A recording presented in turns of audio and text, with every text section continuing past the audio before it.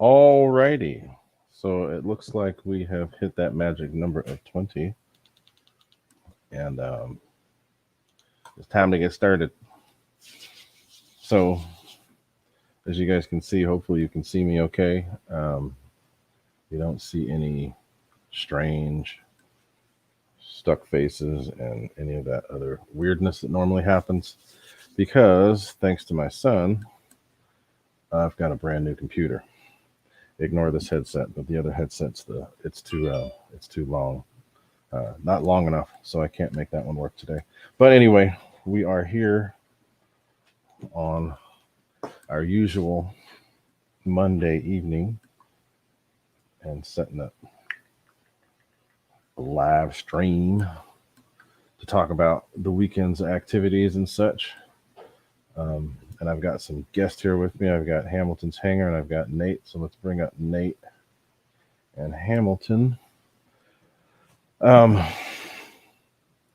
First, here's the world famous. Bro, it's a miracle. Oh my God! I'm not. You're actually moving. It's a miracle. I'm not stuttering and doing anything weird. That's the end of it. So, as I was saying, my son hooked me up with a pretty good setup here. So this thing's gonna be Widowmaker running pretty good. And then let's bring in Mr. Che, who is gonna so let me kind of preface what it is that I'm doing here today. Put that shit away, Nate. Come on now. That's what you get when you test stuff for me. So what we're doing today, actually what I plan to do for most of this year, put it away. I don't want to mute you.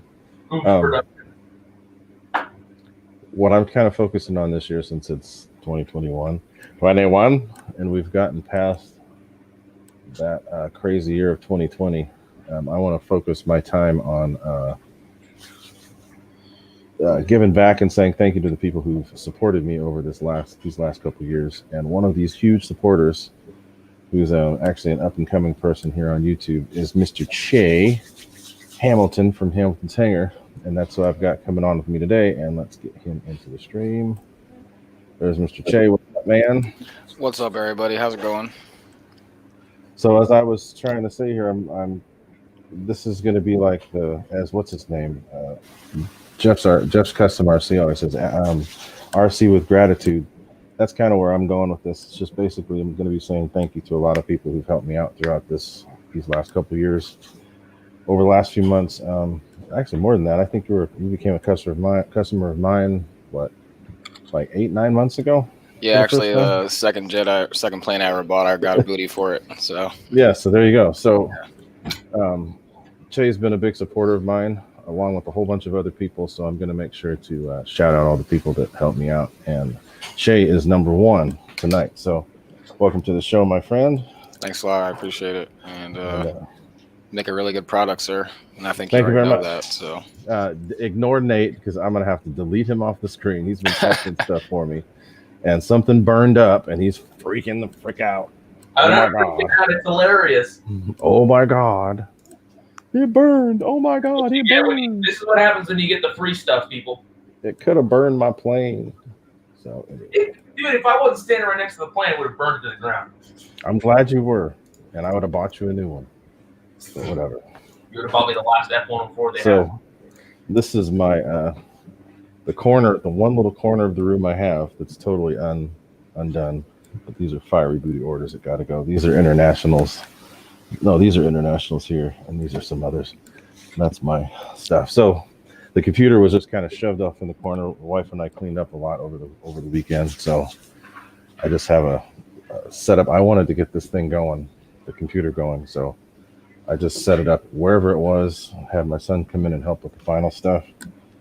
So as you can see, it's working. So I'd say it looks pretty good. Definitely have a steady camera, very clear. It's a miracle. You're actually more clear than Nate. So yeah, no more of this weird crap that we used to have. That computer is 8 years old. Actually going on 9 years old now. So yeah, I'm working pretty good just off a MacBook. So I'm not gonna. Yeah. So this is, I don't even know all the specs on this computer, but my son hooked me up. It's just working perfect. So anyway, That's all as that I matters. said, RC with gratitude. That's where I'm at. So Che, tell us about what's coming up for you, because you've hit a little milestone yourself here. Yeah, definitely. Thanks a lot. I appreciate you having me on the stream. First of all, honestly, thanks a lot. Recently hit 500 subscribers. It's a pretty big milestone for me, considering we've only been putting out consistent content for like 6 months. Maybe a little bit more. So I've been. It's a really nice hobby. It's a really awesome hobby. It's really addicting, as all these guys know. I can't get enough jets. Being my first year in the hobby, it was really good to experience not only good things, but the bad things as well. Losing multiple planes, it sucks, but you learn a lot. And I haven't had any crashes like that since. So yep. The good thing about crashes is that you hopefully, especially when you're new, you learn something from them. Oh yeah, definitely. And then I've been getting into more of the, more expensive jets lately. Like I just finished up the F-14 Tomcat was my last project. That's a really awesome jet. I really enjoy it. Cool. But up next, I got the Rafale coming up here soon. And then I got a couple surprise jets coming up here for you guys too. But I'm not going to give really much any detail on those. But I will be needing some fiery booties for those. So hey, you know where to go. You've got plenty of them going on yours. That's right. So, oh god dang it, Nate! I'm just gonna have to silence your ass. Anyway, I haven't given a shout out to all the people that are here, so let's do that. Let me go up to the top and see who was very first in here. I think it was. Let me go back. Was Jermaine Spencer? What's happening? So then we got Spencer Keith. Somebody was asking this. This is the new, or not new. It's new to me. It is the 71. Yeah, we'll get to it. Don't worry, we'll get to it. Are you sad? Spencer Keith, what's happening? Jeff and Laura, Alabama. George Watts. Victor Shamulus, Victor RC Jet. EQRC. Barry Campbell. JT200 driver. Who else? You got Hamilton's Hangars, who's already here with us. Andy Cho, I got to meet him over the weekend, which was cool. He came out to Livermore, and I think he's going to be a new member. That's awesome. Let's see who else. Two. Michael Reitza, what's happening? David Snyder, I think he's already gone. But thanks for coming by and saying hi. Okay, very good. So it looks like Leif is here. Ken Sprouse is here. I don't know who Maxon 1 is, but thank you for coming by. So yeah, LJ Hobby Life. That's what I wanted to make sure to say something to. What's happening, my friend? You're now a moderator again. What's up, Sarge? LJ's pretty cool, man. I talked to him, outside of YouTube and stuff. You know what's funny? I didn't realize, but I've been talking to him on a couple different platforms. On what is it? Hobby Squawk. We've been talking for a while, and then on RC groups too. I didn't realize it. That's cool. Who's JS? Shaw, Dave Marshall. What's up, guys? Cool. RC Air Marshal. What's happening? Yeah, so cool. So that was entertaining, Victor. Yeah, we got. Thank you guys for coming by to say howdy, especially if you were on Dave's show and are coming by. Kenny, there's Kenny, Mr. Hangar 51. What's happening? Kenny. So, as I said, I'm kind of in my makeshift corner at the moment. So if you see boxes and stuff, whatever, that's just the way it is. It's a mess right now. I'm just in my corner. I got no planes in here. Hey, it's just how it goes sometimes, right? I got some fans laying around. My burned up run cam. Burned up? What's that, like a version 1? This is like this is the version 1. This is the old one. Man, I used this thing from 2016, and then we plugged something in. I think something shorted out here. Yeah, he plugged it into charge, and all of a sudden, it started stanking, and then this little metal piece, which is like a heat sink, you couldn't touch it. Yeah, dude, that thing burned me. That thing was like red hot. I was like, yeah, it was bad. bad. I thought he was capped, and I was like, oh Jesus. No, it was bad. It almost took my fingerprints. So I'm sitting in the corner, but so Nate, you got some stuff you want to talk about, so let's go ahead and give you the floor before you start talking over people and stuff. So Nate, here, now's your chance. There you go. Tell everybody about what you're so excited about. This. Okay, time to put Nate away. Nate's got to go. Bye, Nate. You got to get out of here if you're going to be doing that. Come on now. Show the plane. What, my new plane? Yes, the new plane. Or this? Nate.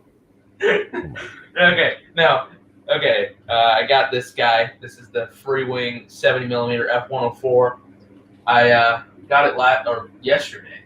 I built it up, and then it's an older plane. So it had the old plastic gear. Is this one EPO? Yeah, this one is EPO. If you look at it, the old Camel one was EPS and had like a 6-bladed fan. Yeah, that one was. But this one's EPO. I did some mods to it. I put the F16 suspension gear on it, which didn't take that much work. I just had to kind of cut out the gear wells a little bit because these struts are a little longer. But luckily, this nose gear is bigger, so the plane sets a little bit of an up angle, so it won't be hard to take off. And I also changed out the fan. I put in the 2957, 2210 kV Freewing in-runner in it. Same one that comes in like the F35 and now the new F16. Which I ordered that fan, but Ray gave me one with an afterburner on it already, so that was cool. And then he also gave me an ESC, so I put that in there.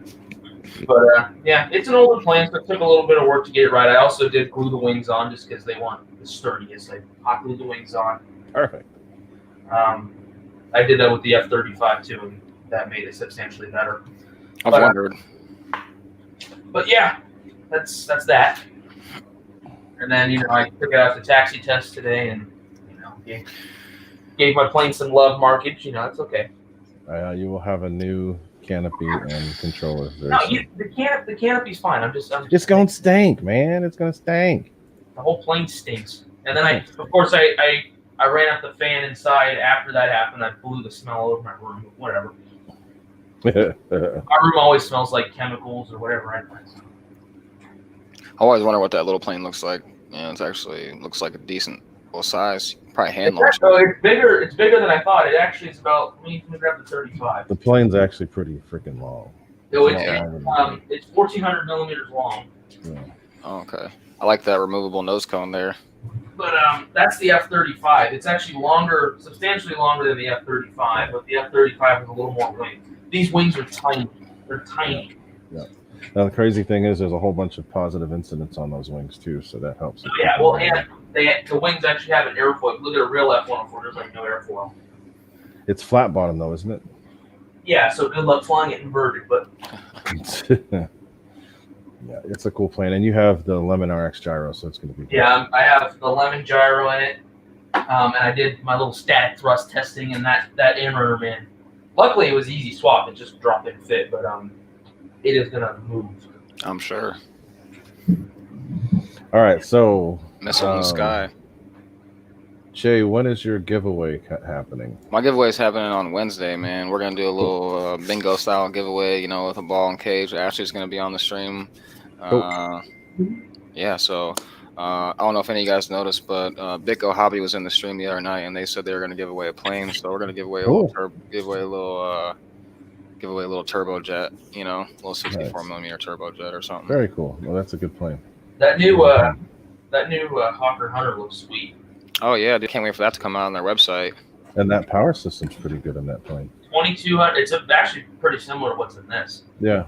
It's just their own rotor. I was looking at it the other day. The motor looks totally different, but it's cool to see it's 2200 and 6S. Most importantly, 6S. Yeah, when I saw it, I was like, it's gonna be some 4X crap. But no, what's up, Angelo? Nice. I watched their build video on it, and it's not hard. Not like most Dyna planes where you kind of got to finesse it together, but Yep, that one will. Hey, there's GB as well. What's up, GB? The hell, Dave? Balls in a cage? What? One of those random reviews. Balls in a cage. That's my kind. Oh boy. Okay, yeah. No, thanks for that. No jingle balls. So,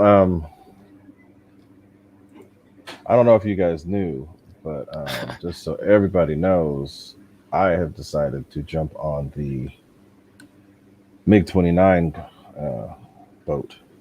So I ordered, I don't think I have them here in the house, but I ordered the last Free Wings 80 millimeter MiG 29 that was Literally in the the last country. one. Literally the last one. Let me So as look soon and as I see. ordered it, it said out of stock. So Nice. I've got a MiG 29 coming, and I plan on powering it with some FMS 2100 KVs. You'll Already love have those. Yeah, I know I will. It's just going to be. We get to compare that system to the stock one. Just copy my settings and you'll love it. Cool. That looks like an awesome jet. Yeah, well, so we'll see. We'll see what I think of it with the FMS, because it's going to be a different. It'll be better. It'll be better, but I mean, for a stock setup, you can't. No, that's great for stock. I want. Speaking of which, that plane right above your head, Nate, the MiG 21. I changed out the FMS original FMS 2000 kV setup that I had in mine on Friday, and put in the stock. And he was blown away. I already knew I would be, because I'd seen Nate's fly, but I put in the stock, the new stock in runner, which is the 36 millimeter in runner, and right on takeoff, boom, straight up. It was fun. And I had no way to record, of course, but I think it was on live stream, but you could kind of see me go crazy. Right. Everybody's got MiGs now. Phone Boy got a MiG. He just flew it. He loves it. Ricky got a MiG. Ricky's got one too. Oh yeah, well I convinced Ricky to get a MiG, and then Mike got his MiG. Well, he hasn't flown it yet, and then I flew Jack's MiG. He flew it like once. That thing's amazing. I haven't seen one yet, man. You nobody really one, haven't you? No, nobody really around me flies jets. To be Do you honest have a with MiG? you. I thought you had a MiG 21. I got a MiG 21, yeah, but Okay. I don't got the MiG 29. I've never seen that one yet. You know, No, dude, I'd like to see it. If you completely drown out the BS surrounding the airplane, it's amazing. I mean, it kind of like is in the back of your mind though when you think about it though. If you don't already have it, honestly, just because a lot of people have been crashing them, but like a lot of people haven't been crashing them too. So, and they're still selling like hotcakes. Yeah. I mean, after I've seen 4 of them fly, I'm not worried about it. I've seen what it does. I fly mine like any other plane. It's like it's got no problem. The crazy thing was with Max's, when he put the burners in, even though his controller burned up, which I fixed at the field. Well, it didn't smoke and burn his plane. It just burned. But I had a bad batch. I have to go through and probably replace a whole bunch of them. But once he put the burners in, that plane actually got faster. Okay, so, Dana, a good question. Why are in-runners so much better? Red plane. That's a good question. It's kind of hard to explain, but let's just put it this way. The easiest way to put it, outrunners are really made for props. They're made to give you extra, what do they call it? Rotational mass to help with torque. So while, yes, they will work in EDFs, they're not the most efficient because there's going to be a whole lot more stuff moving. So the in-runners work better because they're, it's kind of hard to explain it in a way that makes sense to people that aren't clear heads. But with in-runners, they're more, they're better suited towards high RPM. Yeah. And it doesn't take that much to get them started and get them moving. Yeah. And when they do move, it's easier. Okay. Those work okay. But here, if you do this, if you take that exact same outrunner, the exact same KV in size, and you put that against an in-runner, the exact same KV in size, the in-runner will spin faster than that one will. And another reason in terms of like efficiency why these aren't as efficient, because this is all outside, that's all a spinning mass, it's external. A lot more stuff moving. More stuff moving. With an in-runner, it's all encased. So does that give you more thrust with the more, RPM spin? RPMs will give you more thrust, but then also at half throttle, an outrunner is going to draw more than an in-runner will. Right. But it will give you more thrust at the same time. Not always, but if you use the same 9 blades, just use the 9 blade as an example. The 9 blade outrunner and in-runner. The in-runner is going to outperform the outrunner. I have a good example because I was flying my A4, which has the new 1920 kV, and I was flying with my buddy Mike, who has the outlet. So what I've noticed is, this might not be scientifically correct, but my taste on it is the outrunners have more instant torque, but then these get a higher top end speed. Because I was flying with my buddy Mike in his A4. We're right next to each other. We punch it. He actually sneaks ahead for just a second, but then when the in-runner caught up, I walked by. I walked by them and I out climbed them by a ton. Yeah. So it's cleaner air. It's cleaner airstream, and then it's also just overall they're better. They draw less. More They're efficient. better suited to higher RPM operation.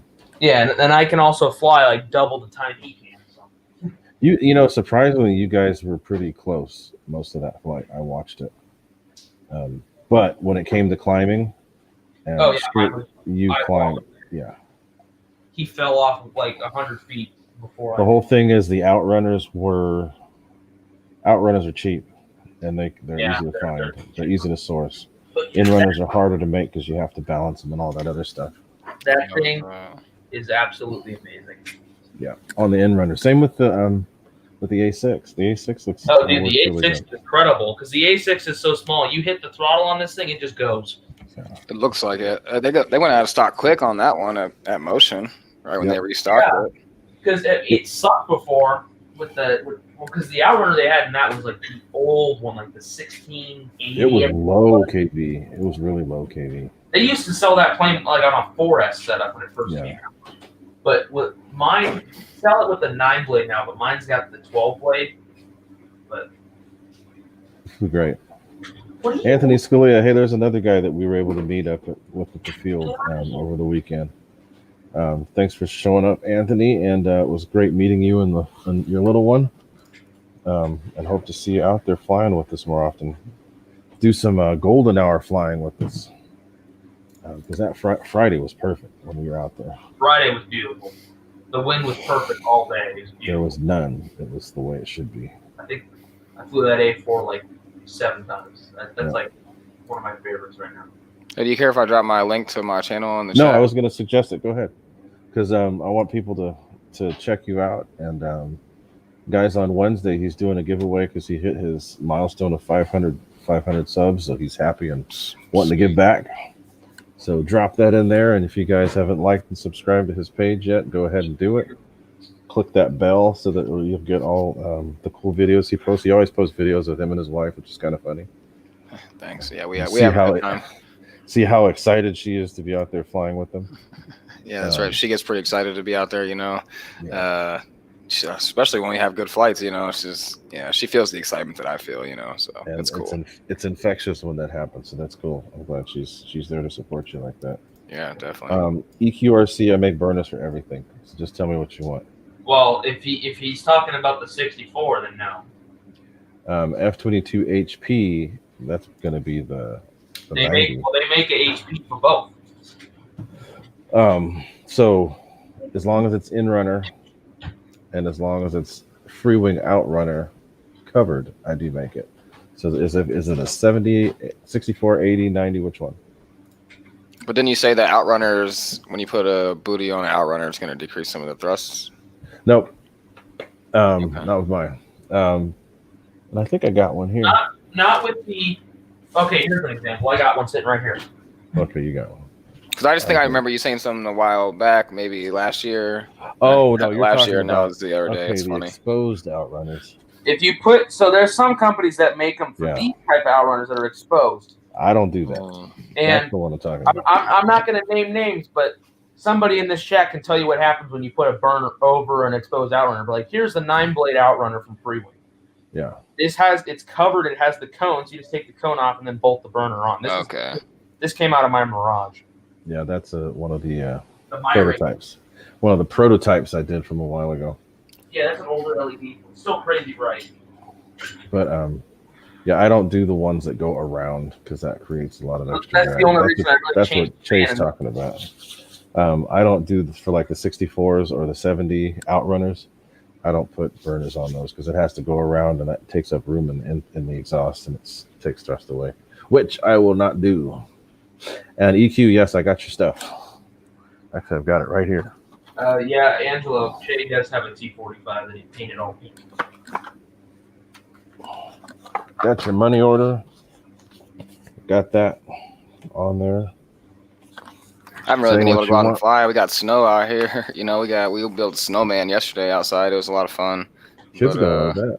Oh yeah, my kids are younger, so they get, they see snow. I had to go outside and shovel for about an hour, and then a couple hours later they want to go outside for a couple hours and play. It's a lot of fun though, so Cool. gotta enjoy it while they're young. How old are right? your kids? How old are they?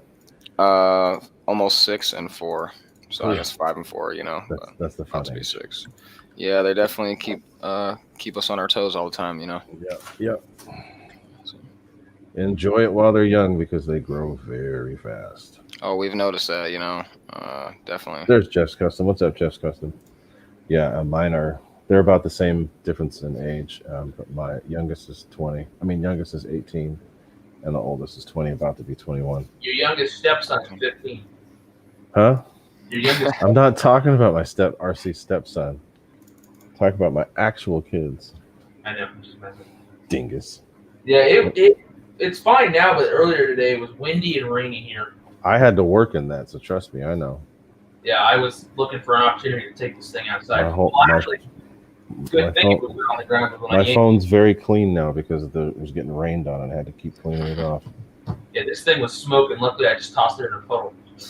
Jeff's Custom RC, did you get a chance to maiden that PT-19 yet?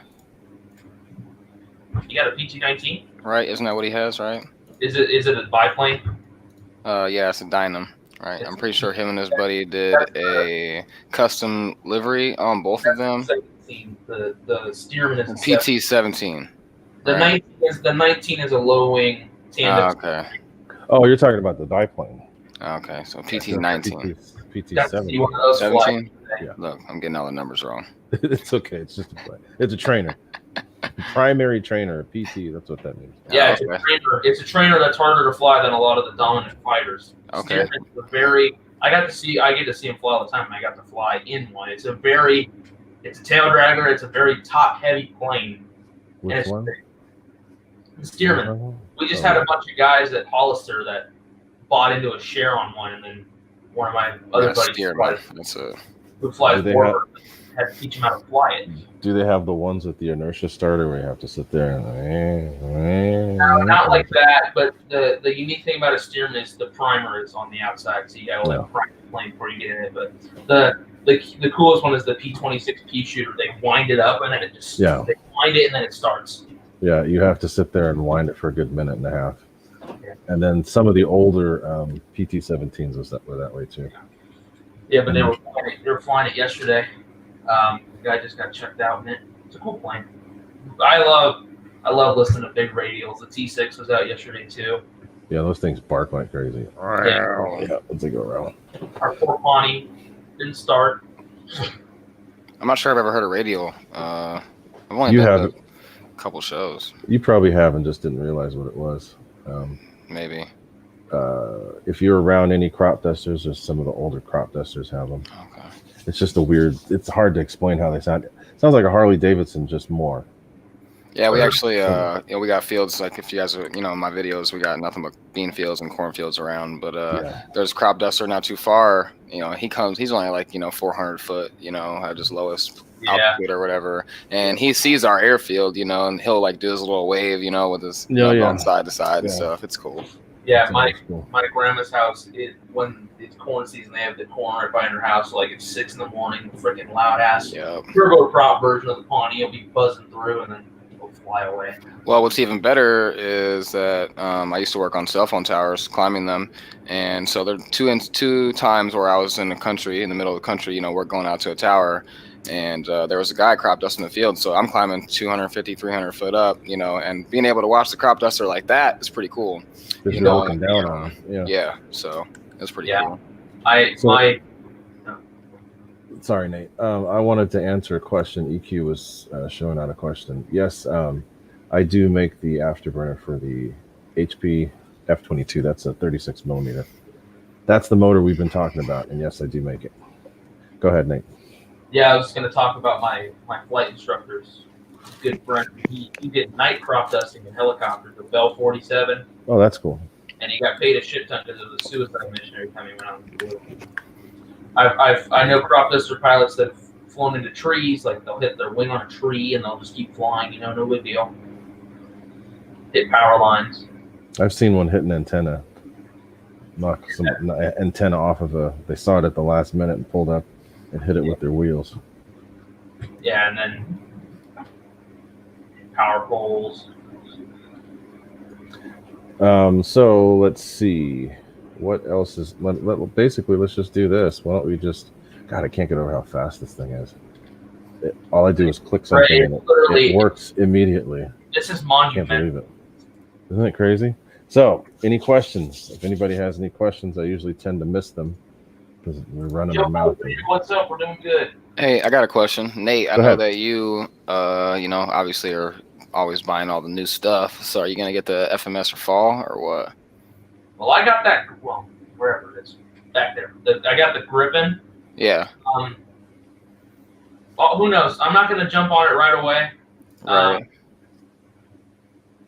But we'll see. I want to see what it's like because like this Griffin is cool, but it's. I mean, I feel like I should have waited because I don't regret it, but it's not as impressive as I thought it was. Although I did order because the main thing is in flight it kind of wiggles, so I did order a Hobby Eagle for it. I'm just gonna try it. If that doesn't make it any better, then I'm probably gonna sell it. But the plane flies amazing as is. I just hate how it wiggles in the wind, stuff like that. Ray wants to get rid of his just because he doesn't like the way it looks. I love the way Canard looks, but.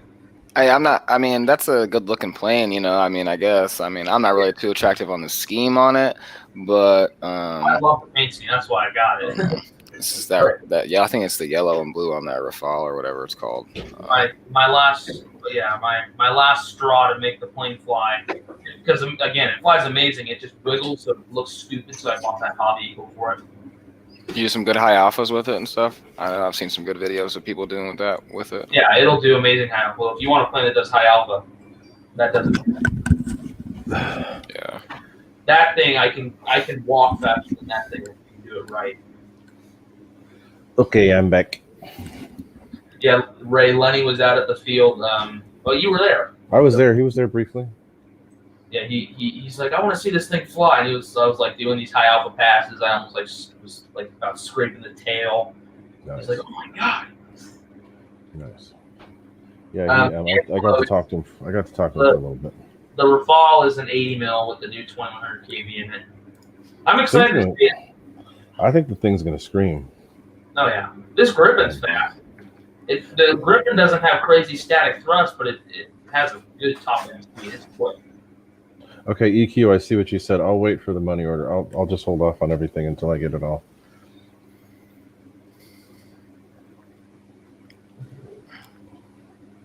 So, Micro Wrights is asking, would the 12-blade 1835 kV be a good upgrade for the stock 6S Freewing F4? Yes. It will, but I would suggest getting the new Inrunner. The new 9-blade. I'd say get the new 9-blade 1900 kV. It's a lighter setup. It's less better. amp. It's less amps. Yeah. The 1835 pulls almost 130 amps. The 9-blade 1900 pulls like just about 100 amps.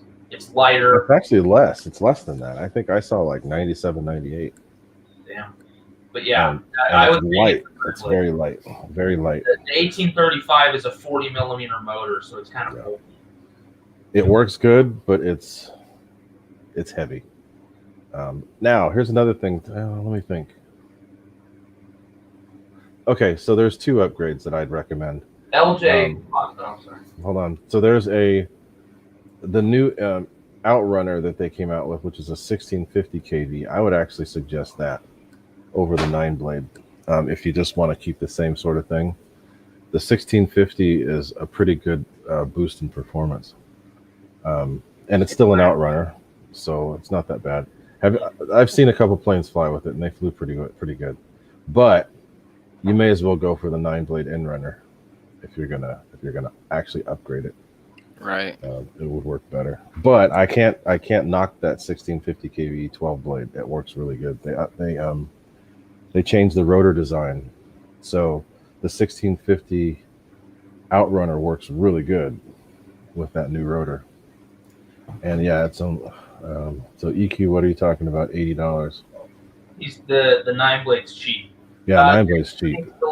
Max's F14 is sick, but I am not going to get that plane if they do decide to update it. I don't mind putting in the work like what Jay did, like swapping out the fans, but it's like It's a lot.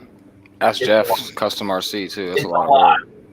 Yeah. And I mean, luckily, if I was to get one, I wouldn't have to do the gear upgrades because I fly on pavement. But However, I will tell you right now that metal plate upgrade kit was completely worth every single second I put into it, because if you guys call my maiden flight, I lost messed up one of the retracts on it, and I didn't have any kind of foam damage, no flexiness, no nothing. My retract just came right out, which is what I wanted, versus the retract coming out, having Tearing stuff things hanging, bending, things like that, so it completely did its job, and you just kind of need to take modifications like that seriously, because you are cutting into a new plane. Now, the main reason to do it too is if you're going to be flying off of grass where you know it's going to be beat up. Yeah, definitely. Grass is hard on planes. If you want to know that, look at my F5.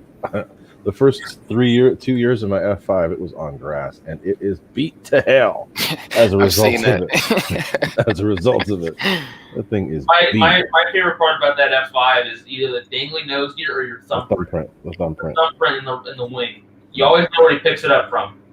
Right there. But like if Ray made a robbery, all they have to do is just go scan his plane.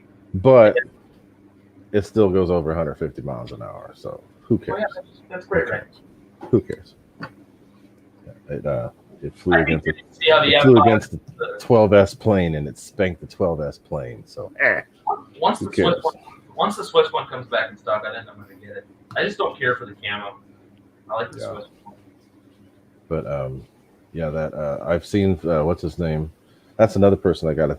I'm very thankful for. Who needs some help? Not help, but who needs some shout out is Mr. Raven Rock or Dustin Holloman, because he helped me out tremendously with the Afterburner stuff. He's the guy who makes the Outrunner adapters for the Free Wing fans, which are kind of going by the wayside now. But he helped a lot, and I've gotten a lot of those adapters from him. So since this is the year of RC gratitude, Dustin, I'm giving a big shout out to you too, because definitely you helped out not just with me, but with a lot of people, especially with those the F-14 stuff, and all of your machinist and 3D printing expertise has helped out a lot of people. So big shout out to you. He has official stuff too. Yeah, I'm going to keep that going too. Every stream I'm going to be shouting out somebody. And just so everybody knows, those of you that have helped as much as you have, there's a lot of people. Spencer Keith, you have been a huge supporter of mine. So you're one of the people on my list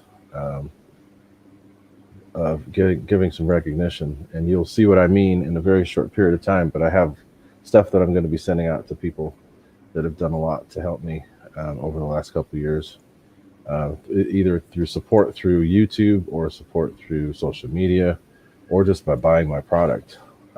So I appreciate it, and cool, I want to make sure everybody knows.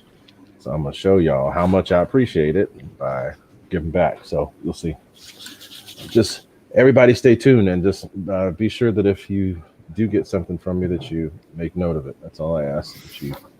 I can for sure know that you got it. But it's gonna be a good year, man. It's gonna be a good year. It's got to be better than what we had last year. That's the mindset we got to go into it with. Granted, we all go into every year with that mindset for the most part, but this year's got to be a little bit different. So, yeah, buddy, gonna have to. I mean, that's the way it should always be. But. Yeah, I'm definitely excited for our channel this year. Just seeing where it's been at and where we want to go. Just keep adding jets to the channel. I can't get enough of the jets, dude. I like the planes and all, the prop planes, but the jets are just you gotta have them all, Jermaine, Ray, what'd you do? I don't know. It duplicated himself. I don't know what the hell happened. What the heck? We don't need two of you now. Come on. I know. I'm trying to figure out why the hell there's two. What in the hell? Well, I think that. Oh, there we go. There we go. Oh, there's two of me. Holy crap. 2 Gooniac 33. Just cloning himself. All we need is 2 of There we go. So how many people on average do you guys? So how many fields do you guys fly at? You know, I know you guys fly at 2 or 3 main ones. Currently, we're flying between 2, the Livermore or PCC. PCC right now kind of sucks because it's on the coast, so it's cold, it's foggy. But in the summertime, that's the place to go because Livermore, close to the Central Valley, in the summer. I mean, there was one year we saw it was like 111 there. We saw 111. And we go to PCC and it's like in the mid 70s down there. Yep. So PCC, the field isn't as great. The power setup sucks, but it's totally worth beating the 100-degree weather. Yeah, man, that's cool. Yeah. So I fly at basically 3, sometimes 4 different fields. But I go to Livermore, which is my main field. Well, it depends. So there's a few others. If I want to go local and just fly little park flyers, there's Baylands, which I haven't been to in a while. But then there's also Rancho San Antonio, which is. Oh, wait, whoa. Jeff's Custom RC gave me a super chat. Thank you very much, my friend. And Jermaine. And we had Jermaine Spencer as a new member, so thank you guys. That's awesome. Very much appreciated. I guess I had a crash. I'm using Opera, which I've never used before, and it crashed, but it came back real quick. So anyway, monumental. Yes, nice to have new stuff. We'd have been down for a good, 5 minutes with the old computer. Got to work out the quirks still, you know. Yeah. Okay, so JS was asking about booties he ordered. Who's JS? John Shaw, Southern California. Oh, John Shaw, you've got it. You should see stuff moving. I noticed that stuff was moving. Speaking of that, I'm gonna text you when we get done here about my Rafale booty. Okay. I'm gonna put that order into. Cool. Hell yeah, good ass products. Out here making money. Muting Nate. Mute. Oh, I can't unmute him. Oh, I can. Okay. There we go. Good. That's cool. You guys fly together, though. You know what I mean? No. So that's what I was talking about where we fly. Before I got rudely interrupted by the obnoxious teenager with planes surrounding him. By the way, I'm joking all the time, guys. Only sometimes do I get grumpy like I was on Friday when I had to work and did when it freaking work. And then he's trying to heckle me, and I'm like, dude, I don't want to hurt you. Don't bother me. Let me deal with my grumpy mood right now. I got to fly a few more times. As soon as the camera turned off, no, I'm joking. There was no camera on. I was being real. I was saying, hey, I'm tired. I'm grumpy. In the head with my aircraft. I'm grumpy. Back the fuck off. So there's 2 places I fly locally. One is Rancho San Antonio, and another is Baylands Park, which is where I started flying here in the Bay Area. Then slowly moved up to other stuff. We go to Livermore, which is a good 45 minutes away from me. But that's a good spot. That's probably the best spot in the area to fly. And then there is another place that's 98 miles away, but totally worth the trip. That's Oakdale, where I fly with my boy Ricky. Oakdale's amazing. But it's out in the middle of, it's by a reservoir. There's no cars. There's no nothing. There's eagles. There's wildlife, all that stuff. Cool. We call that bumfuck. Out in the middle of nowhere. BFE. Or BFO. It's Oakdale. But that's funny. That place is totally worth it. Sounds every now and then you got to go out there because you can actually float fly there too. That's cool. Then there's another place which is an old, used to be a naval air station, which is Crow's Landing. Big old, huge, couple mile long runways. That's one where you can fly to. Well, actually, I can find that out right now. Yeah, and I think there's open membership now too, which you need to. Yuri, I've been wanting to go to Baylands. Maybe one of these days. I have a couple planes I can still fly there.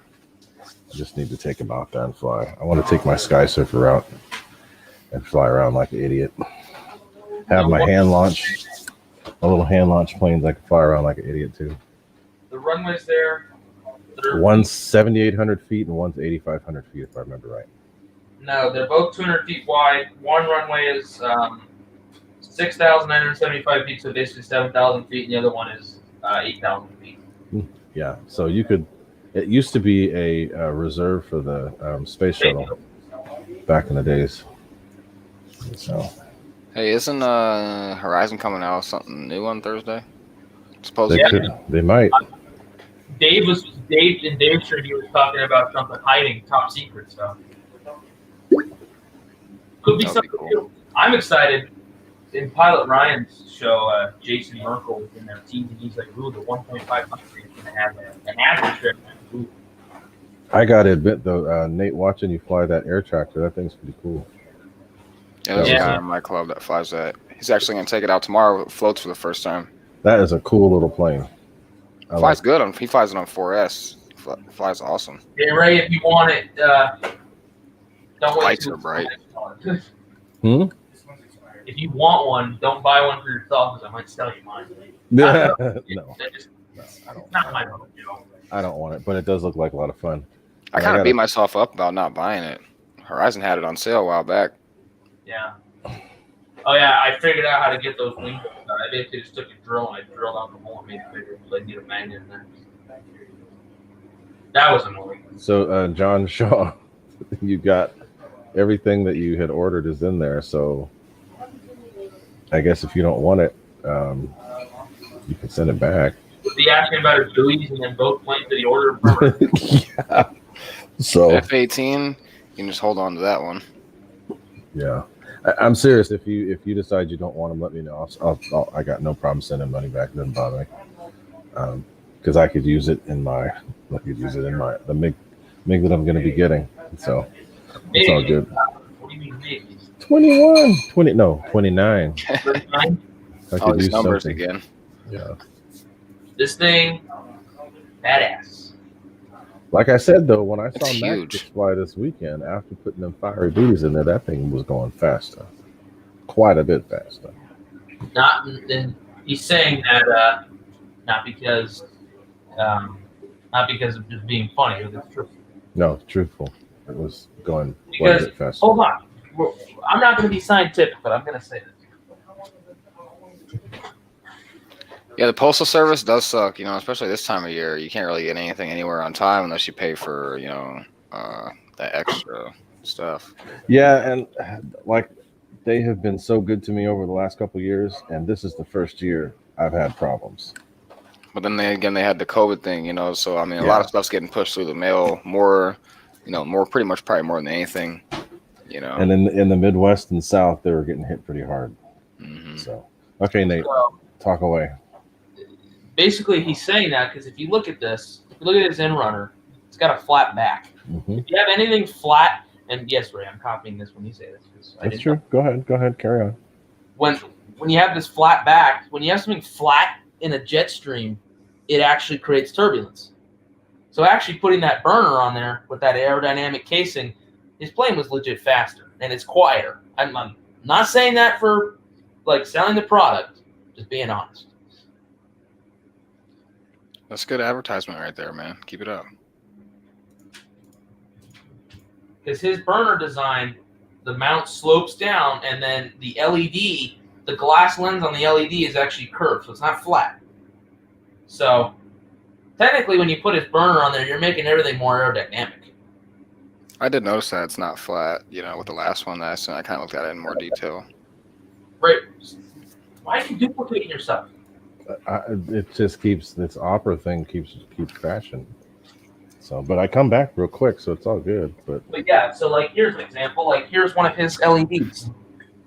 See how it slopes down, and then the back of this is curved. Yeah. So as he was saying, that's one of my old prototypes, but still. This is an hour. Yeah. Anytime you have a flat spot in the airstream, it creates turbulence. You can actually hear it too. Anytime there's any kind of like the noise that we think is cool. The whooshing noise is actually bad because that means that there's some kind of turbulence or drag going on in there. But if you hear a fan run out, okay, so there's a couple ways to tell. With this new 9-blade inrunner from new 9-blade inrunner from Freewing, if you just barely go one tick over idle to where the fan's barely moving and the whole plane moves, that's showing you right there that it's a really efficient setup and that there's the air is actually working as it should be. There's a couple planes where when you turn the throttle on, it'll make noise, but nothing happens. That's telling you that there's it's either there's drag or it's just not a very well made rotor. The older free wing fans were that way with the 12 blade individual fans. See, that's like it's like this Griffin. Every plane I have with that 9 blade, I just hit the throttle. That. Yeah. So now on that same note, with you can actually tell that with that intake ring as well. So this intake ring smooths out the air and makes it so that it goes through. If you take that ring off, you can hear it. It'll make a noise. You actually take away somewhere around 10% of its thrust by taking this thing off if there's no ducting. So another thing to think of too is this is an older one of my prototypes. This is actually Mike Edwards. With that flat spot there, it's going to create turbulence, which swirls and causes drag. But with this thing like that, and with this isn't all that round, the new ones are round, it creates a smoother pathway. It's like electricity. It takes the path of least resistance. So if it's round like that, everything's going to go around it like this and out that way instead of getting to a flat spot and swirling. Right. So yeah. It's basically like walking off a cliff. Huh? The air falls off, it doesn't know where to go. I don't know what the hell you're saying. I don't know how to describe it. It's just like when the air hits that flat spot, it just kind of falls out and just doesn't know where to go. Right. Instead of the air sliding, the air does something that's more complicated. Yeah. Right. So yeah. I don't know why I compare it to falling off a cliff. I mean, So really, with the design that you have, the aerodynamicness of it, all sides of the air that are meeting on all edges of the booty are meeting at once, essentially. Creating a constant good airflow. Versus other designs where they're meeting right there, and then you're getting that whooshing. That even if it's only a little bit, you're still creating that little bit of turbulence, which creates a little bit of drag. Like another afterburner on on the market. Those that shall remain nameless. Oh, nameless one. It's not good. Yeah. Yeah, LJ, path of least resistance. That's well said. So that's what all teenagers do the opposite of. They'll find the most narrow spot where all your planes are, and they'll try to weave through that. I don't do that. Don't stop. Don't stop there.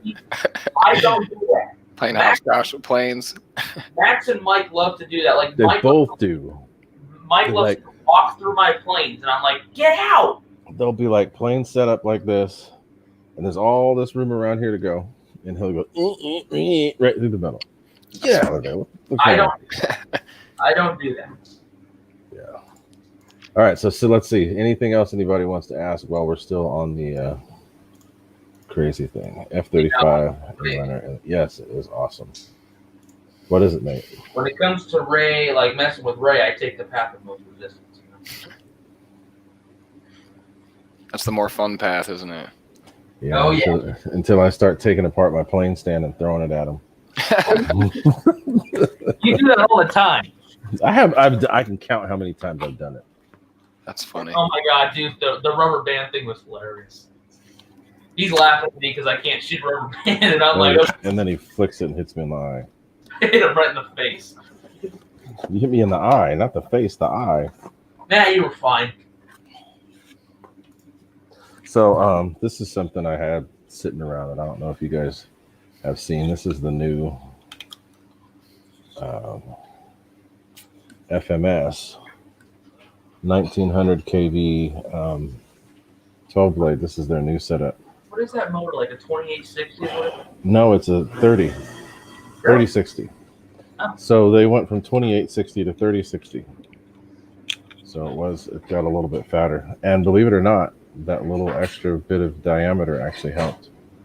The shaft is a little bit bigger, and the RPMs went up quite a bit. So what I'm thinking about doing, be quiet, Nate.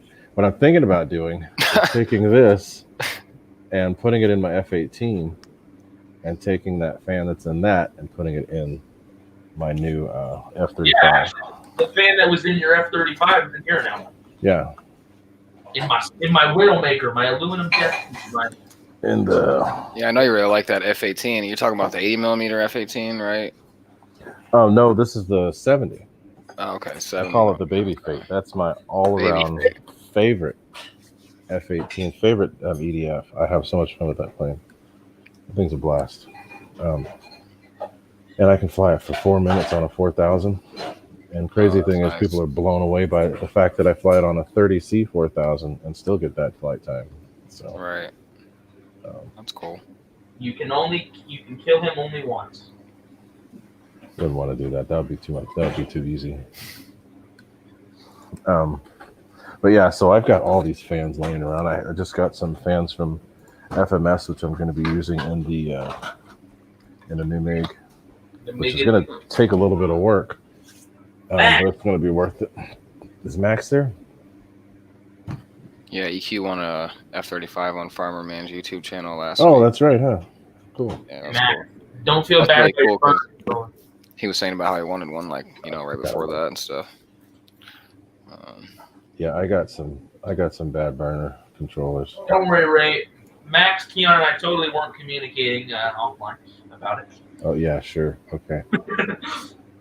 I fixed Max's right there on site, and you ripped it out of one. Uh-oh. Is Ray stuttering? I think that he definitely went somewhere. That's no good.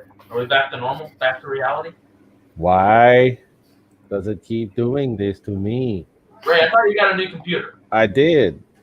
And I wanted to download Firefox. Too. They said, no, download Opera. But Opera keeps crashing. What the hell? So anyway.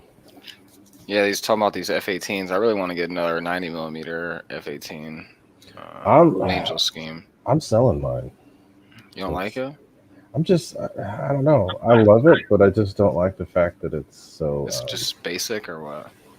No, it takes up too much room. And it's so fragile. And you got to make room anyways. Yeah, I have. I Big time.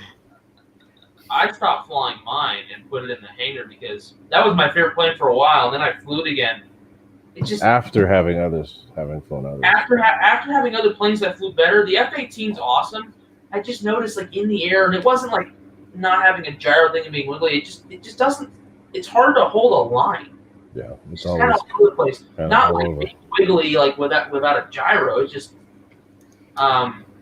it's just I don't know. How about the 80 millimeter? Have any of you guys flown that one? I love that. That's my favorite. That's my favorite. I didn't like it at first. Have that one. I didn't like it at first because I thought that it was flying underpowered, but then as I got used to it with the stock motor, it was good. It flies scale, so you can enjoy it. It's not going by like the gear. Mach 2. Yeah, the gear is amazing. Looks really nice the way that it comes down like that, and has a little spring action going on. You get that one, you got plenty of runway. Yeah, and then you just got to learn how to land it, which I didn't do right for the longest. How about grass on that one? Has anybody ever tried landing it in the grass? No, that's where the free wing's going to be better. Don't even try. Yeah. Right. There are some people that do it, but you have to have but it has to be like nicely manicured. Yeah, it has to be like a putting green. Right. The AL-37 is not an older bird. It's like a year. It's not that old. But that's a cool plane. I almost actually got one, but I was like, I want to get this because it's different. It's something different. I've never owned an F-104, so I'm like, hey, whatever. Gary S., what you said your friend's struggling with his F-18. Which one is it? And also, Andy Cho, the 80 F-18 with where you're flying, it'll be good because you've got a lot of runway. You just have to remember how to place that thing down when you land. The takeoff, you have to be careful with, neither of which I was. The way you have to land that 80 F-18 like on a carrier, because it's easy to come in on that approach, but as soon as you flare, you're going to have problems. So you just got to let it hit the ground. Just got to let it hit the ground. Boom, and that's it. Carrier landed every time. Well, I was thinking about getting one. I know I have a source who has a bunch of new jets, you know what I mean, getting out of the hobby kind of guy.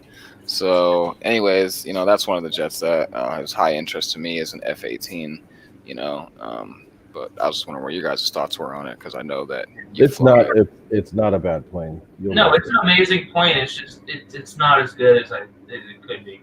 I'm going to be joining the Champaign County Club where Horizon Hobbies Field is this year in a couple months anyway. So you'll be able to fly the E-Flat there. They have like 800 runway. But the free wing, I'm not going to knock it. It's a good plane, especially now since they went through and made all the upgrades. Nate has the one with all the updated stuff done to it, and it flies pretty dang good. And especially the HP, that thing hauls. The giant MiG-29 is one of the easiest jets to fly. I can agree with that. That is aside from like the T-33. That's like this is my easiest jet to fly. This thing is a baby doll when it's in the air. It's so easy. It's a gimme to fly. But like when I flew it on the Maiden, I took off, and I'm like, oh wow, thing's easy. It's a big, heavy plane, but it flies like a kite. I love it. Angelo, I saw what you said. I took the fan out. I'm going to leave it in the hangar. It's right to be in the hangar. Because it's in good condition. I'm going to hang it up in the hangar above our airplane. So, sorry, buddy. Who's the better pilot? You know what? I'll say this. Nate's a better 3D pilot than I will ever be. What? Nate's a better 3D pilot. You're a better 3D pilot than I will ever be. Who asked? Michael Reitza. But when it comes to flying jets, I'd say we're probably equal. He's going to say differently because of my couple screwed up landings over the last few months. You're a great pilot, Ray. You're a great pilot. I'd say we're pretty... As far as formation goes, if we could get somebody to actually film us, we do some pretty dang good formation. Mm-hmm. So, especially with that F-35. I'm not going to like hype myself up, but yes, I can fly 3D. I just choose not to own. Well, I was actually... Instead of buying this, I was actually going to buy John Soda's Balsa or Extreme Flight Extra that he was selling, but he sold it to Jim Thompson because he crashes. EQ, I don't think it should have been a twin 80 because I'm able to fly that thing pretty fast on a single 80. That's one that I want too. SU-30. Yeah, SU-30s. If it was twin 70, if the E-Flight F-18 was twin 70, it would be too heavy. It'd suck.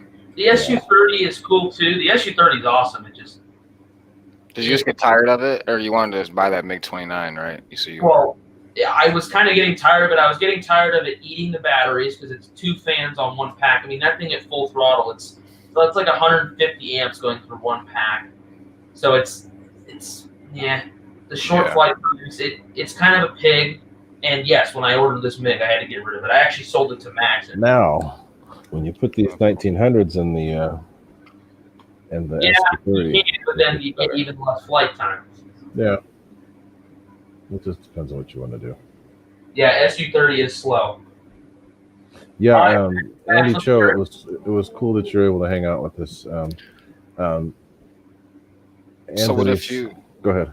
Oh, what if you put the free wing? I mean, are they faster? The 70 mils. And if you put the 2210s in there, you're going to get even less flight time. They do have a lot of thrust, and it will be fast, but it's going to draw more amps. Right. Okay. If that plane, like, that's the thing about this. I mean, this thing with 2 6000s, I flew it for like over 10 minutes at like half throttle. I wasn't even going easy on it. This thing, I mean, it's incredible. This thing actually, with 2 batteries in it, 2 big 6000s, is actually lighter than an SU-30. If you're gonna get a twin 8 or a big twin jet, get a MiG. Yeah, Andy Cho, I was glad you're able to see that. The Firey Booties, the cameras cannot do it justice without going through and doing a lot of post stuff through editing or whatever. Yeah, man, I had a guy in my club when I was flying the F-14. He was out there for the Maiden. He was like, "Oh yeah, dude, after seeing those booties in person, he was like, I might have to get some." Yeah, the cameras can never adjust fast enough to show you. Don't do them justice. No. When I flew this MiG and almost pitch black on Friday, and when I fly away, I got to kill the throttle so I don't blind myself. Yeah, that's what happened with the MiG, with those new the new burners that I have in the MiG. That was crazy bright.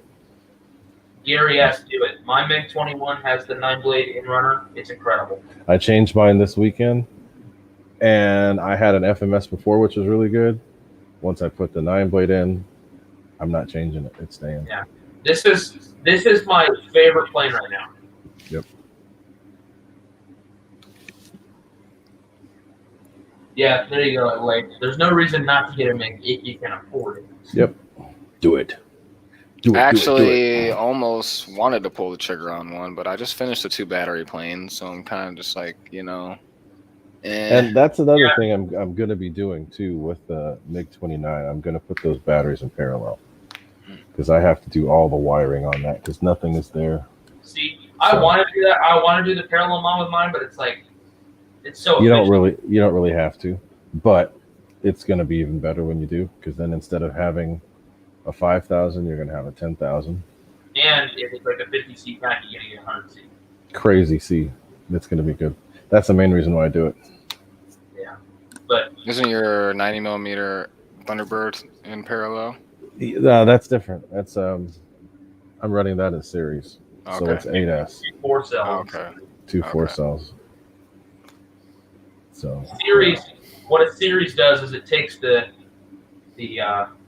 voltage and adds the voltage, but your milliamps and C stays the same. Stays the same. You're just upping voltage. Yeah. So if you have 2 4S 5000s in series, you're going to get an 8S 5000, and if you have those two in parallel, you're going to get a 4S 10,000 if they're like both 50C or not 10,000, 8,000, and then whatever the C rating is, double that.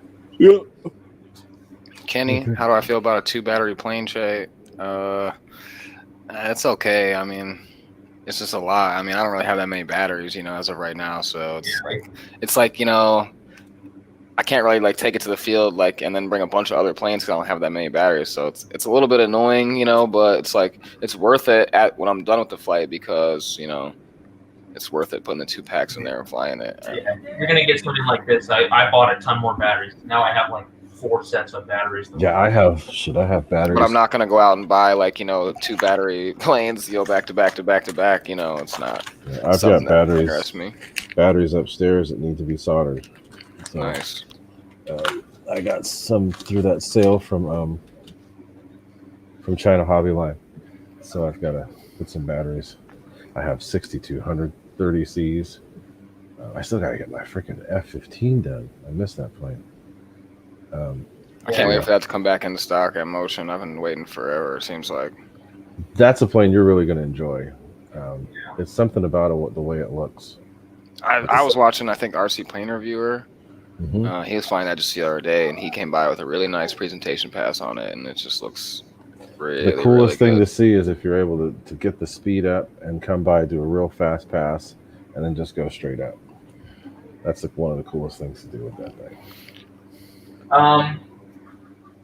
So George Watts with mine with 2 6,000s, I put one in the middle and then all the way in the back. So the one all the way in the back goes all the way back, and then the middle one is just about even, if not just over the tray. And I had to cut out the canopy at the top a little bit just because they're tall. And then also I fly mine with those Spectrum 5000 30C packs, which are like 650 grams. I put those one all the way in the nose and the front tray all the way back, and then the one in the back goes all the way back.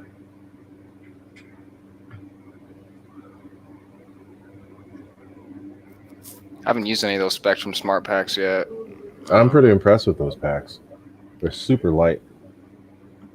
I've heard some good things about them. They're just expensive. That's the thing. But yeah, I mean they're expensive, but I've seen Nate's. They're really super light, and they perform just as good as some 50C packs.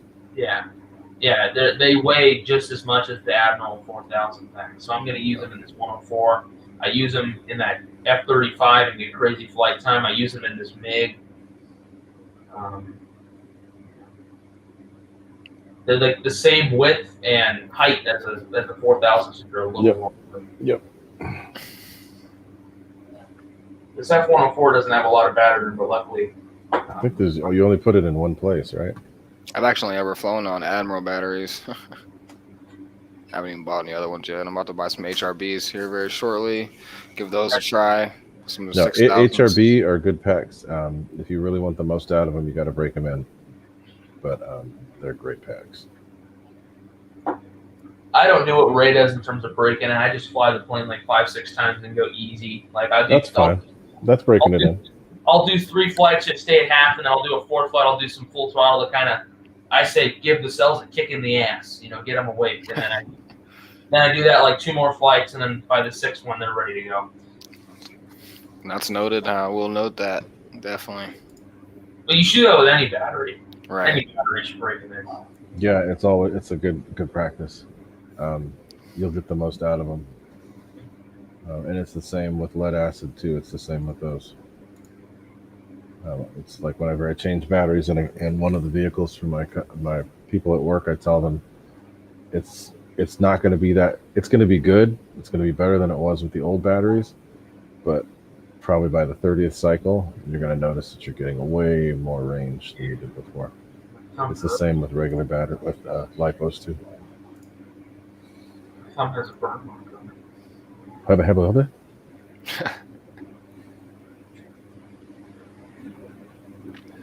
David Martin Graff says smart batteries are going to outperform any battery against its size. Yep.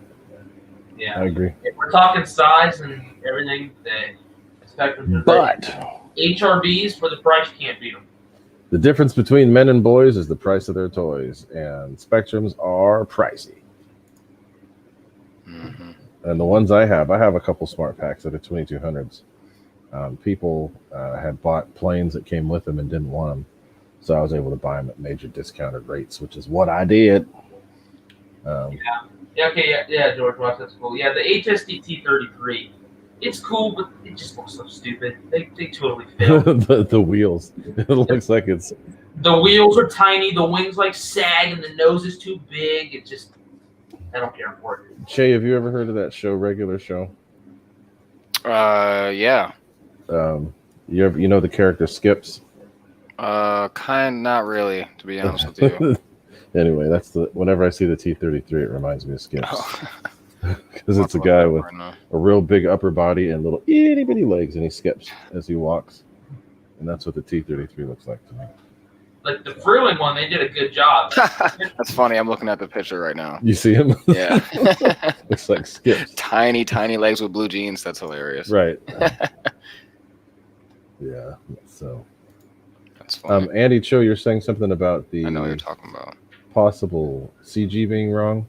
Where was your CG? Where did you put the battery in the plane on that F-18, and what size? I'm curious. I will only use a 4000 in mine because I didn't like the way it felt with the lighter packs. Somebody's asking to see my nose retracted my F-35. Sure. John Henry. It looks normal. That's what it looks like. I haven't had any issues with the retracts because I tend not to have bad landings, although knock on wood, you know. Anthony Scalia, there is a new, 3600. Andy Cho, you might want to try a 4000 if you got it, or take that 3600 and move it further forward. That plane flies a little bit better when it's not nose heavy, but further with the weight further towards the nose.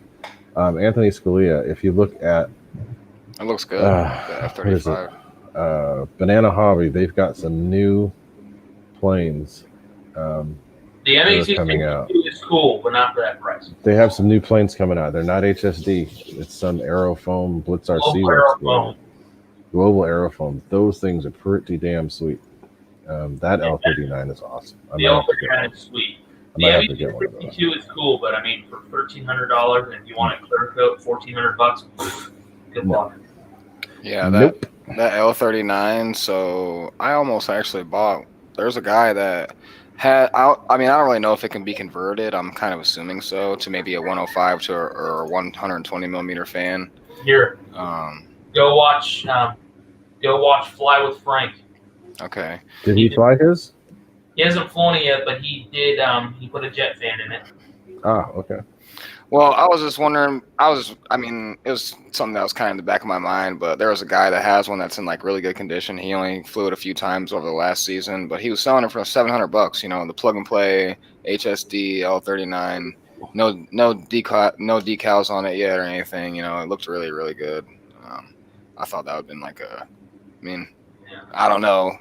Seemed like it'd been like a nice conversion for a giant jet. I think it's massive. It's a turbine jet, so putting an EDF in it is not just dropping it in. You know, it takes work. Oh yeah, definitely. So I mean, like a good project.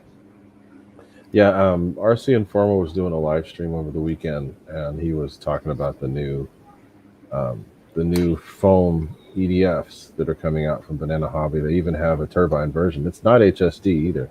It's a different group, That's a different cool. company, and they look amazing. And it's something that I'm actually considering. They come, you can get them with JP fans. Anthony Scalia, Banana Hobby's never done me wrong. Everything I ordered, I got, and they showed up in a reasonable amount of time.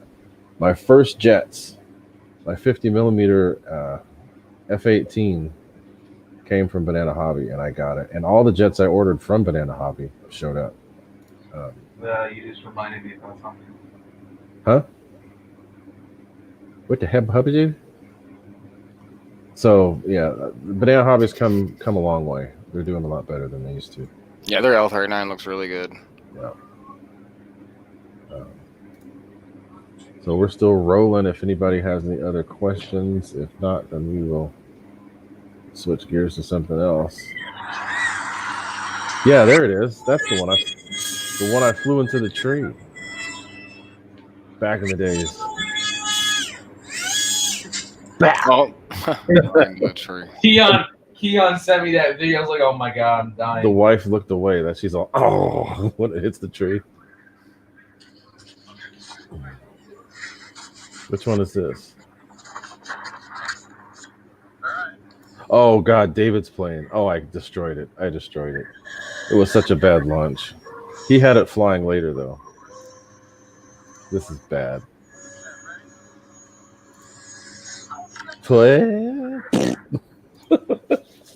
That was bad.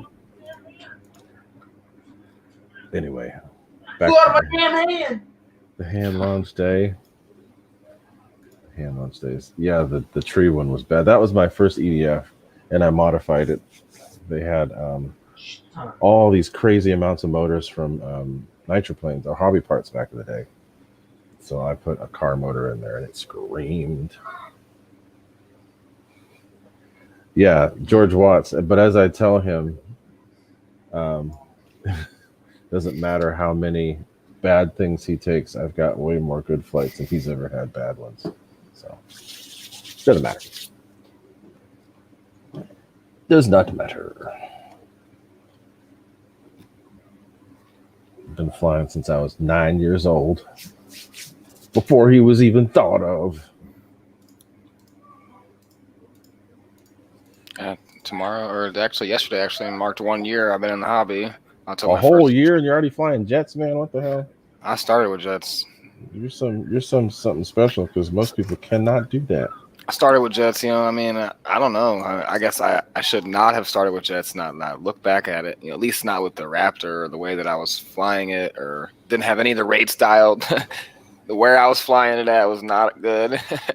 Yeah. But, that's all stuff to learn about. So you figure it out. I mean, but if you're able to fly jets, that means that you've got a special something in your brain that most people don't, because it takes a while to get started on that, especially if you started with them. So that's good, and doesn't look like you've got any bad habits either. So that's another good thing. Yeah, I've been getting pretty good at flying in a pattern for the most part too. I guess trying to keep that down. Yeah. Usually I'm at the club by myself, but when there is guys out there, they like to keep it formal. Yeah. I do got one guy in my club I do a tandem flight with. He has a little 70 millimeter Avani. Version 1, I think, from FMS. But oh yeah, those things are a blast. I think that's a plane that people don't pay enough attention to. That is a fast little plane. Yeah, it goes pretty quick. I had the V2. It had the same power system, it just had that updated scheme, and I decided to fly in the 30-mile-an-hour crosswind, and that's that. Bye-bye. I hit a tree. Let's just say that I was flying in front of my grandma's house, and the big gust of wind pushed, and I flew right into a damn tree. Whoops. Ripped it to shreds. LJ said something funny. He said, only plane he's ever seen me struggle with is a Cub. I did struggle with a Cub on my channel. Oh, yeah. That is funny. The old E-Flight Cub. Dude, Cubs are hard to fly. Cubs aren't easy to fly. People don't get that. Man, they that's are funny. So touchy on elevator. Yeah, definitely, it really was. Like coming down, and I'm not used to the way that I'm only used to jets at that point. So coming in with that Cub, the way it was coming down, I mean, it just like I gave it just like a little bit of touch on the elevator, and it would just pitch up. That's the problem. I remember back in the days when I was flying a club in Napa, there was a guy who had a Cub, and he said, "Man, it's one thing about these Cubs that people always mess up on. They put too much elevator." And he showed me the amount of throw he had on his elevator, and it was like 3 millimeters up and 2 millimeters down. Dang. And when he flew it, it looked like it had way more than it did. He said, "People put too much damn elevator." He's like, wah, flying around all crazy, doing flat spins and all that stuff. What's up, Farmer's RC channel? Farmer Man. It's a Cub. The real J3 Cub is the same way too. Yeah, very pitchy. We have a guy at our airport that has a Cub, and he just goes out. He'll ride the whole 6,500 foot runway at Hollister on one tire. Then he'll take off and land and switch on the other one. And he used to be a crop dusting pilot, so he's got. Yeah, the crazy thing is when you look at how much the full scale carbon Cubs cost now. They're $500,000. Yeah, those things are crazy expensive. Yeah, they're really nice. But they got those hopped up motors in them and all that. Bob, I ain't selling nothing. Top of the line equipment. Bob, I'm selling stuff. I got a whole bunch of things. I'm selling stuff. All right. Well, do you think it's time that I toss this, or I keep this as a souvenir? Please throw that away. Just throw it away. Put take it outside to the trash so it doesn't stink up your room. But yeah, my room already stinks. Yeah, I know because you're in it. I'm talking about electronic kind of stink. One cool Cub that I did see, now that we're on the subject of Cubs, I forget the name of his channel. Anyways, it was the Shot Cub from like Siegel Models or something. Hobby View. I wanted that. I want that. Yeah, Hobby View. That he did a really nice job on that. It's a Siegel model. It's 102 inches. It's like 30 to 40 cc. It's got big old flaps, and the slats also connected, so the slats are working too. Oh wow! Okay. Yeah, it's huge. It's really nice. I think it's like a $750 kit. Yeah, if I was going to build a balsa plane, I'd build that Shot Cub. Or I really want a VQ Bearcat. That's what I really want. A VQ Warbird, Top Flight Warbird. And that Sky Raider is just. Nerd Stever wants to sell that P-47. I'm buying it in a heartbeat. Nice. I don't care what he wants for it. I've always got that spot in my heart for a big old Warbird. Like that little P-47, I'm flying the crap out of it. I love that P-51 that Chase got.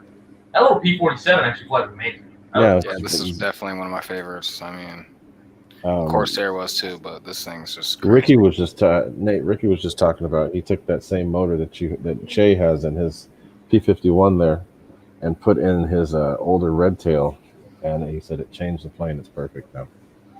He took everything from it. The big FMS one is cool. It just has the issue with the servos being all the way in the front, and like the push rods bending. They did it simple on that one. They put the servos all the way at the tail, so there's no slop. Yep. Cool. And I love the wing panel. It's a cool plane. I need to fly mine. I think this weekend I'm gonna fly mine again. It's just been a crosswind all the damn time, and that thing in a crosswind's been fun.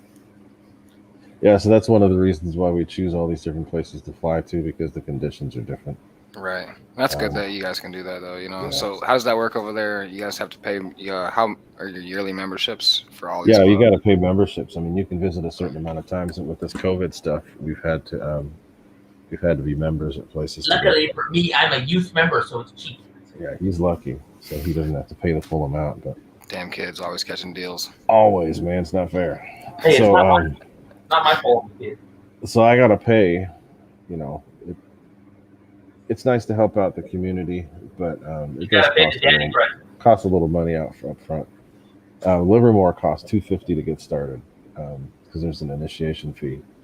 But at least you see where that money goes, because we got everything paved. Not really nice facility. 2 power outlets at every station. They have a little RC car track. Whole runway's paved. You're never going to be in mud when you're there, so it's totally worth it. PCC's really cool scenery. It's just a little bit lower end as far as the pits area and all that other stuff. But Ray, So what? I meant to ask you, what kind of elevator mix setup you got going on your flaps for your big 104? Is it an up or a down mix? I don't know what you put. I think it's down. No, it's probably up. No, I think it's up. It's up. It's up. But I don't have much. I usually don't look at manuals, but let me just see what the manual says. I don't ever use the flaps are like brakes on that plane. I know. I don't have them moving much at all. So it's going to make the nose tip down. It's going to have to be up. Let me just see what the manual says. It's going to be up over. Dude, this is such an old plane. This is what the box has on it. FNRC. FNRC, yeah. At least they updated the manual. EQ, no. The HP is $60. Prices will be going up soon, but not yet. $60. It talks about putting the EDF in because the old ones, most of them, they used to sell this like as a kit, like we had to put servos and everything in it. Yeah, FNRC is what ended up becoming free wing stuff. So, George Watts, no, the car track is whatever. If it's a car, if it's an off-road car, you can drive it. Bicep mix by radio when the flap's down. Automatic comps the elevator up. Okay, it wants a little bit of an up mix. Yep. And then it says it wants a little bit of up trim at neutral, which I already know is going to be like that, so that's why I have it. Okay, Farmer, have a good night. I know what it's like to work a 12-hour day. I did it a couple days ago. Yep, that's not rough. Fun. It's rough, especially when you're doing it every day. Yep. You know, take it easy, Farmer Man.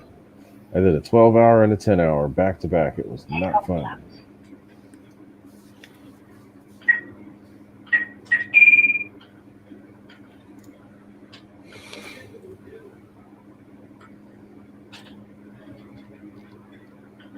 Yeah, this is cool. Now when I click things, it happens like immediately instead of taking a couple seconds.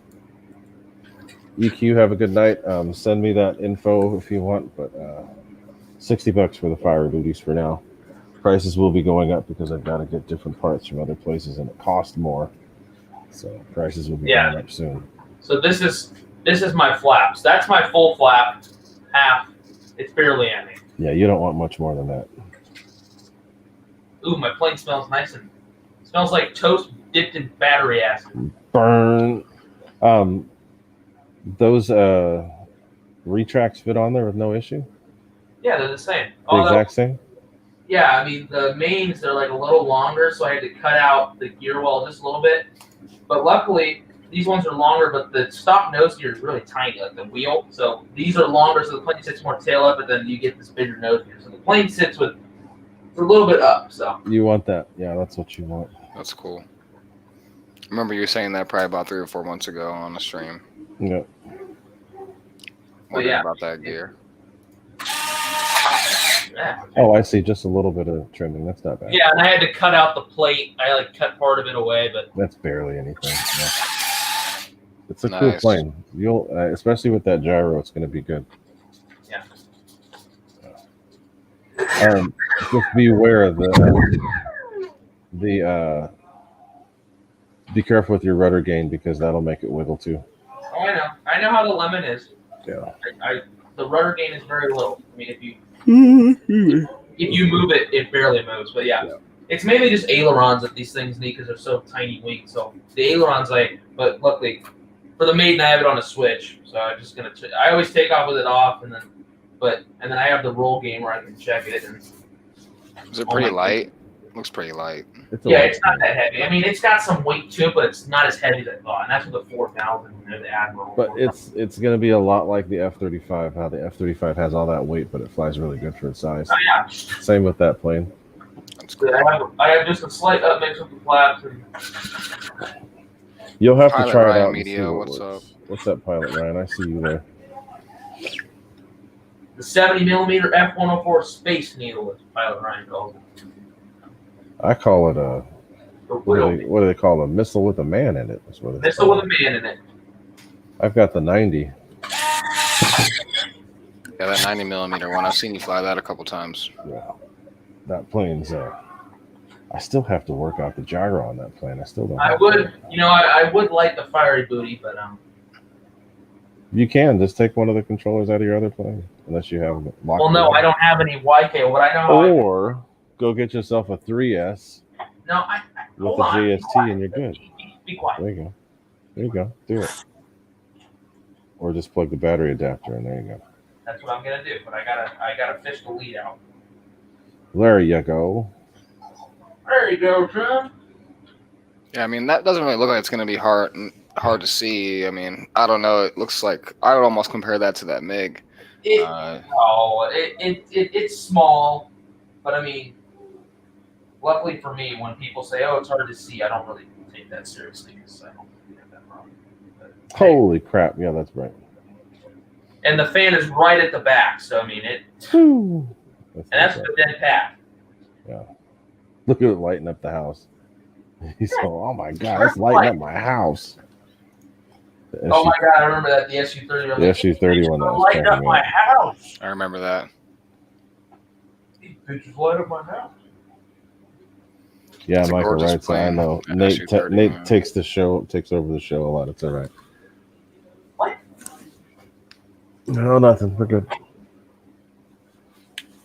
But y'all, I'm gonna have to get going here. It's I see we've been going for an hour and a half. I have a cool neighbor who always ends up cooking this food, and I've got something I wanted to cook for her this time. So I got food I'm gonna cook for my neighbors. Cool. And then I gotta go pick up the wife from work. Normally she's here to do her cameo, but she's out working today. Basically, multitasking at its finest. Exactly. Basically, with the 4,000 pretty much in the middle of the tray, it balances like perfectly. Yeah. So cool. Nice. Dude. Also, where does it balance? Show me where it balances on that plane. According to the manual, it's like basically just ahead of the front wing bolt. Right. It should be like towards the leading edge of the wing. Yeah. It's like cool. It's like 3 something inches from the leading edge. Cool. I'm balancing it basically like just ahead of the front wing bolt. Okay.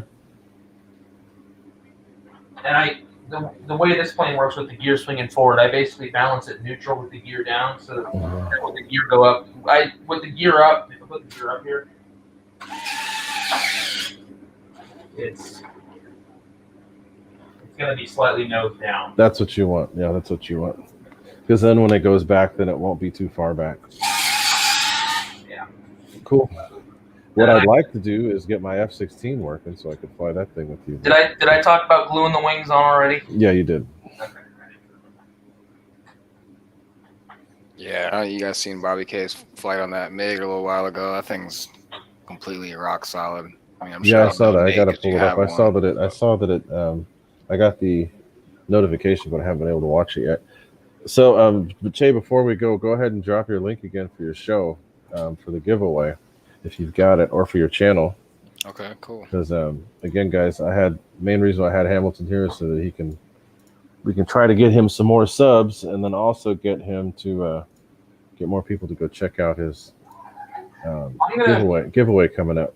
Thanks again, I appreciate it. Big ol' Hobby's throwing in a plane in there too, guys. So make sure you come check it out. Cool. You know, that's cool. All right, you know, I'm gonna throw these away. There could be a couple other things too. You know. What is That'll it, be Nate? cool. I almost couldn't get this off the battery either. It got so hot it conformed. Yeah, it melted. That's bad. Yeah, that's no good. I'm gonna throw away the melted leads, but I'm keeping that controller. Oh God, throw that thing away. No, it's a souvenir. God, it's gonna stink. I don't care. So, every time you walk in my room, you get hit with like kicker smell, electronic smell, foam, that urethane glue from Freewing, you know. So guys, be sure to check out Che's channel. If you, I actually have his info linked in the description of this video. So go ahead and take a look there, or you can look at the link he just posted. Thank you. Help out the people that are the good people in this hobby.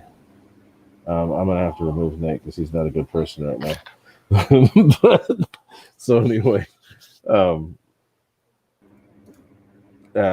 be sure to help out the guys that are going places in this hobby, and Che's doing a good job with his channel, and he and his wife and their partnership's pretty cool the way they're doing it. So help the dude out, watch his videos, like, subscribe, and all that, and then please do the same for me. Do the same for me as well. Try to keep my videos short and sweet and low and fast. George Yep. Watts. There you go. Thank you, George Watts. Very much appreciated. Awesome, George. Sweet, man. Hailing all the fumes. That's right. George You're is right. awesome, dude. George is awesome. Thank you, George Watts. You've been one of my subscribers for a while too. Much appreciated. Because of all those fumes, get rid of that stuff, man. You don't want to get SIDS. Dude, you know what? I might have all these fumes in my room, but living in a zoo, like living in this house being a zoo, it's kind of nice. Like walking into like a chemical, like not. I mean, it's not amazing, but it's better than like the shit smells. You're the main crazy animal in that zoo. Yeah, well, the puppies are gone. Well, except for one of them. They're still there? I mean, they're gone? Just one. Oh yeah, they're gone. But just Which one one's left? The crazy girl. Okay. The little one? No, not the little one. She's the one that had to actually go live with Tosh because she was the one that was getting attacked. But basically, I know we're getting into puppy talk now, but the way the rescue group and the adoption is so like it's fucked up, honestly. But the way they do it is instead of applying for a specific puppy, they just say, "Oh, you apply for adoption," and then they do the appointments like 20-minute increments. So basically, they're just applying. They're going to pick the dog they want. So it's like first come, first serve, basically. Oh, okay. And so like Chuck, Chuck Yeager, one of the puppies, got returned by its first family they adopted, but luckily there was another family that wanted him. Oh, Like wow. that family showed up for a boy, but then the only one left was the girl. That poor her name's Louise. She got passed up twice. Oh, sheesh. So and then they had no applications left, so she had to come back home. And they're like, oh yeah, we'll just find more people to adopt her. But during the adoption, some like 5-month-old black lab just got dumped there, so they had to deal with that. And then there was another foster family, and they have like 6 more puppies they got to adopt. So I wouldn't be surprised if they forget about her and we have to keep her. Oh no. How's your mom holding up? Because she loved them. She wasn't great at first, but then when the other puppy had to come back home, that helped. And then poor mama, the mama, like the dog mom, she was crying yesterday. She was because she's all pissed off at the puppies. Now she wants them to be there. Well, she was always pissed at the puppies. They would like annoy her, but she loved them. Like we brought the dog carriers back in that we carried them in her. She's like sniffing. She like starts crying. No, poor thing. Oh, dogs. Luckily, the day they got adopted, I had a glider lesson, so I wasn't thinking about it at all. I was like, okay, free at last. At least we can see Nate has some feelings, as much as he gives you a hard time. Yeah, thank you. I have a heart. I have a heart down there somewhere. You freaking RC bully. It has been found. It's just like the Grinch's heart, It's just like it just stays small though. It doesn't grow 2 sizes. Right. Yeah, I'm not adopting him. He's never being adopted. Although he is on my watch there when his mom has to go do other stuff. So yeah, Ray becomes my dad when my mom. Daddy Goo. That's why I call him the RC stepson. That's funny.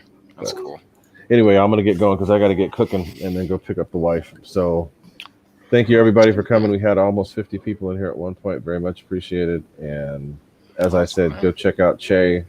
Yeah, thanks a lot. Don't forget all the other shows too, because we've got other shows. Nate, you want to give the rundown on shows since you're young and you remember them all? Yes. So, you start out another shitty week. Monday nights at 5 o'clock Pacific and 8 o'clock Eastern. You got Dave Marshall. He talks about his he fantasizes about his butt plugs, and today was FAA talk. What the hell? FAA talk today, not that. And then 7:15, 10:15. You got this, whatever you want to call this. I mean that you're there too, you dingus. And then Tuesday, it's pretty basic, 5:30 Pacific, 8:30 Eastern. You got not the Fight Club, the Flight Club with Jeff and Dustin. And then Wednesday, Hamilton, Che Hamilton. What do you like? 5 o'clock, 5:15 ish. Yeah, your guys' time 5:15 Pacific, 7:15 Central, 8:15 Eastern. Yeah. So then you got, Che, he goes on. And then GB Linden's at 6:30 our time and then 9:30 Eastern time. And then Thursday, you got Kenny. He goes all night. And then all night long. right after Kenny's show, then you got Dave's RC, Toe the Line, home of the free giveaways. And Saturday, you got Pilot Ryan. And then Sunday, Mary Boozer's taking a break. You got Mary Boozer on Sunday. Then last time I forgot about our boy Randy. You got Randy after the Boozers, but the Boozers are taking a break, so for now it's just Randy. But I was wondering about them Boozers. Did they just are they just taking a break? Or I didn't see them this week either. They're just taking a break, I guess. Okay. They've been doing a lot of stuff. Yeah, definitely. I know they got that slot car stuff going on too, which is pretty cool. Yeah, they were talking about that on the last Zoom session. They're talking about the slot cars. All right, y'all. So support everybody's show. Be sure to do that. I appreciate everybody supporting mine and doing what they have done for a while. So be sure to blowing out. To have a what, baby? That is funny. The dude with the van shirt is. Yeah, well, why don't we just do this here? There we go. Just mute him. Then you have to worry about it. Anyway, guys, I'm going to get going, but I appreciate everybody being here. Be sure to support all the good people in the hobby. Yep. Don't let anybody that needs recognition go without being recognized. So anyway, I'm going to get out of here. You guys have a good week. I will see you in the streams. Thanks for coming, Hamilton. See you, Nate. All right. See you, adios, y'all. All right. We'll see you. Right. And the new computer works. Woohoo! Okay. Take it easy. See you guys later. See you guys. Cool, bro.